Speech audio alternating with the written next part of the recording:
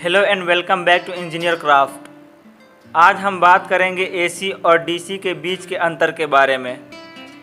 AC और DC यानी alternating current और डायरेक्ट करंट दोनों हमारे जीवन में महत्वपूर्ण है, लेकिन इनमें क्या अंतर है, इस पर हम आज व्याख्या करेंगे।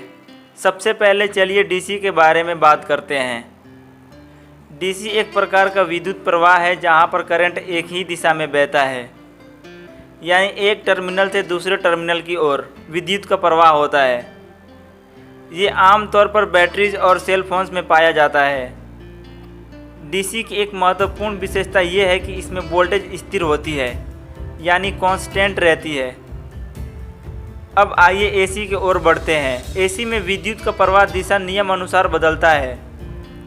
इसका मतलब है कि करंट एक ही दिशा में नहीं रहता, बल्कि उसका दिशा समय समय पर बदलता रहता है। इसलिए इलेक्ट्रिसिटी को लॉन्ग डिस्टेंस पर भेजना आसान हो जाता है। घरों में हम एसी का उपयोग प्रधान रूप से लाइट, बल्ब्स, रेफ्रिजरेटर्स और एयर कंडीशनर्स को चलाने के लिए करते हैं। अब आते हैं इन दोनों प्रकार के विद्युत प्रवाह के अंतर पर।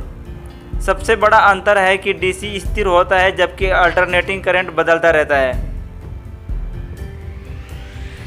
इससे एसी का उपयोग से लॉन्ग डिस्टेंस पावर ट्रांसमिशन आसान हो जाता है, जबकि डीसी बैटरीज में अक्सर पाया जाता है। इन दोनों प्रकार के विद्युत प्रवाह का उपयोग हमारे जीवन में होता है और दोनों के अपने महत्व हैं। तो यदि आप सोच रहे हैं कि घर पर कैसे इलेक्ट्रिसिटी का इस्तेमाल होता है या इलेक्ट्रिसिटी को दूसरे स्थानों पर कैसे भेजा जाता है, तो अब आप समझ गए हैं कि डीसी और एसी में क्या अंतर है। यह था हमारा एसी और डीसी के बीच का अंतर पर एक छोटा सा व्याख्या।